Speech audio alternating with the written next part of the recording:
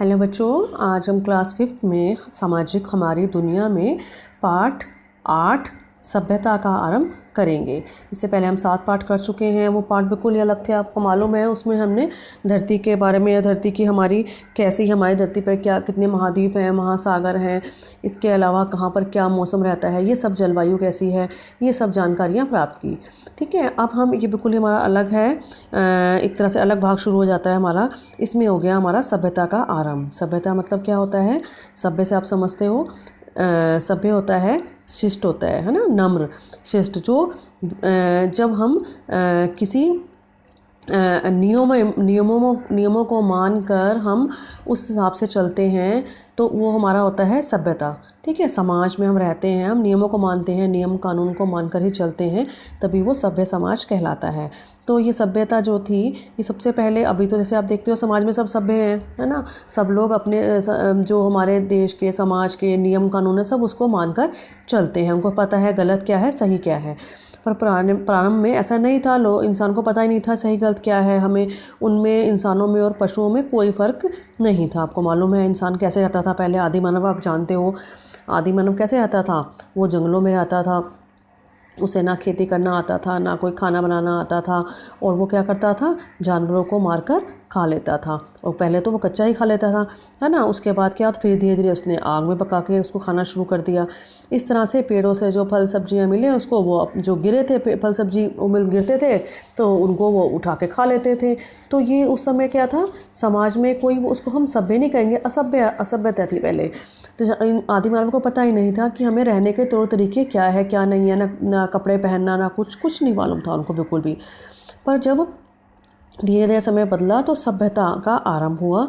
इंसान को पता लगा कि हमें सभ्यता ही जो है उसी से हमारा विकास होगा। उन्होंने धीरे धीरे नियमों और कानूनों में बंधकर रहना शुरू कर दिया। ठीक है, यही हम इस पाठ में अब समझेंगे। देखो बच्चों, पहला किसान। लगभग 10,000 वर्ष पूर्व हिमयुग का अंत हुआ। हिमयुग क्या होता है? हिम होता है बर्फ़ के युग का अंत हुआ आज से 10,000 साल पहले। पिघलती हुई बर्फ़ से विश्व के कई भागों में अत्यधिक पानी फैल गया। शीघ्र ही मनुष्य ने पशुओं को पालतू बनाना और खेती करना सीख लिया।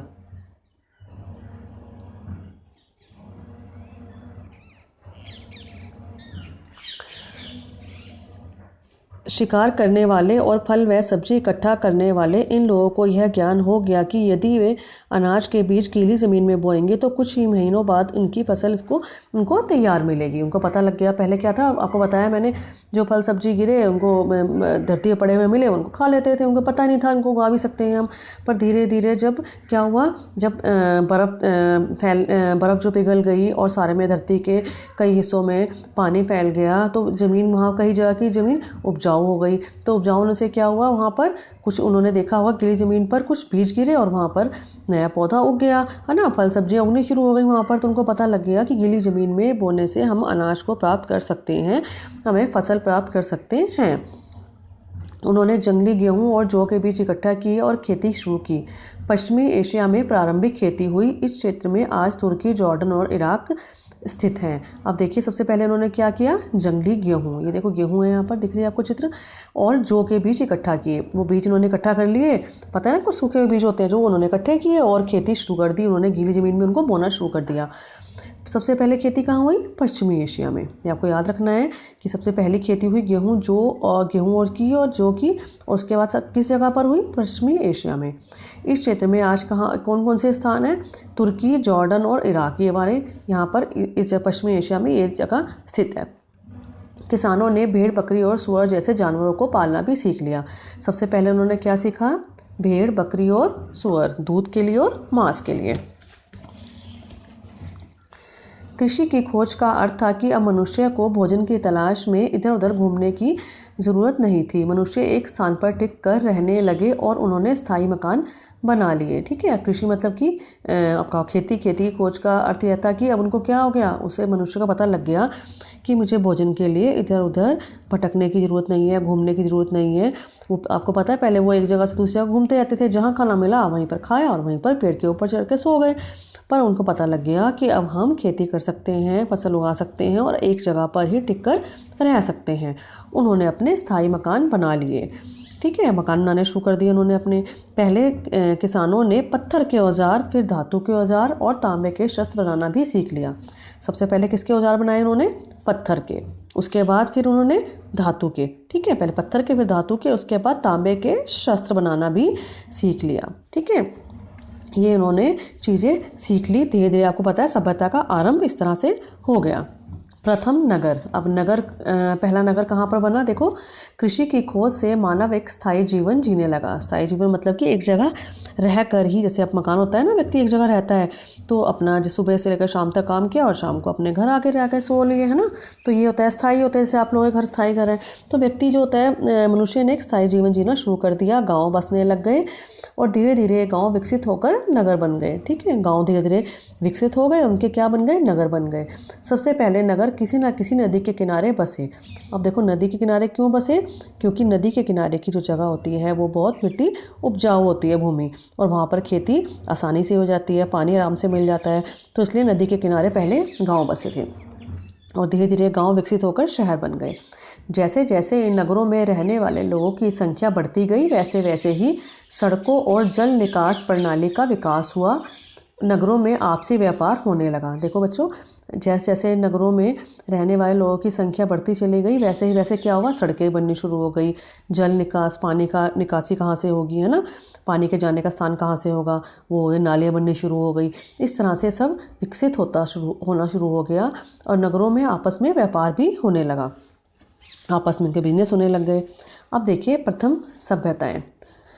खेती करने से पहली बार मनुष्य के पास इतना अनाज था कि जो बड़े बड़े जनसमूहों के लिए पर्याप्त था।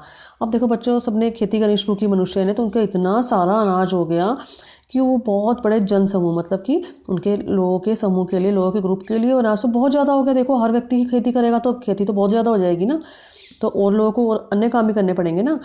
तो क्या हुआ? हर किसी को अपने लिए अन्न उगाने की आवश्यकता नहीं थी, इसलिए कुछ लोग क्या हुआ? शिल्पकार बन गए। देखो, हर व्यक्ति की कुछ ना कुछ रुचि होती है। किसी को किसी चीज़ में शौक होता है, किसी को पेंटिंग में, जैसे आपको भी होता है ना, किसी को खेल में शौक है, किसी को पेंटिंग में, ड्राइंग में, किसी को खाना बनाने में, सबके अलग अलग शौक होते हैं। तो ऐसे ही क्या हुआ? कुछ लोगों के शौक जैसे थे, वो लोगों ने अलग अलग अपना काम करना शुरू कर दिया। कुछ शिल्पकार बन गए, उन्होंने घड़े और बर्तन बनाए जिनमें किसान पानी और अनाज रखते थे। उन्होंने सुंदर जेवर और लकड़ी का सामान भी बनाया। अब देखो, शिल्पकारों ने क्या क्या बना दिया? उन्होंने घड़े बनाए, बर्तन बनाए। अब ये घड़े और बर्तन भी काम आएंगे ना उनके। तो क्या हुआ? लोहारों ने किसानों की आवश्यकता अनुसार औजार बनाए, उन्होंने शस्त्र भी बनाए, इसके बदले वे अनाज लेते थे। अब क्या हुआ? लोहार शिल्पकार ने तो ये चीज़ें बनाई, है ना, जिससे कि वो किसानों को देते थे। किसान घड़े और बर्तनों का इस्तेमाल करते थे सामान रखने के लिए। इसके अलावा सुंदर जेवर और लकड़ी के सामान भी बनाया। लोहारों ने क्या किया? वो लोहे का काम किया। उसने क्या हुआ? औजार बनाए जो कि, और इसके अलावा शस्त्र भी बनाए उसने, जो कि सबके लोगों के काम आते थे आवश्यकता के अनुसार। इसके बदले वे अनाज लेते थे। देखो बेटा, उस समय में क्या होता था बच्चों, मान लो किसान ने अनाज उगाया, तो शिल्पकार ने जो उनको बर्तन, घड़े या कुछ जेवर, लकड़ी का सामान बना के दिया, तो उसके बदले उससे वो खेती का अनाज लेते थे उनसे, है ना। वो उसको अनाज लेते थे, उसके बदले वो उनको जेवर, लकड़ी जो भी चाहिए होता था किसानों को वो दे देते थे। इस तरह से लोहार क्या करता था? लोहार औजार बनाता था और किसानों को जैसे ही औजार चाहिए होते थे उनको औजार देता था, उसके बदले वो उनसे अनाज ले लेता था। तो इस तरह से ये एक तरह से व्यापार था। उस समय का व्यापार ऐसा ही होता था कि जिसको ज़रूरत होती थी वो उसको बेचता। आजकल क्या होता है? आजकल तो पैसे देके खरीदते हैं ना सामान। जिसको चाहिए वो सामान जेवर खरीदने जाएगा, पैसे लेकर खरीदेगा, लकड़ी का सामान लेगा, पैसे लेकर खरीदेगा, बर्तन लेगा, तुम पैसे लेकर खरीदने जाओगे। पर पुराने समय में ऐसे पैसे का नहीं था। वो क्या करते थे?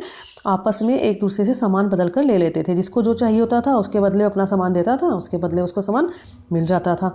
अनाज के बदले घड़ा लिया, अनाज के बदले किसी ने वो लिया, औजार लिए, है ना।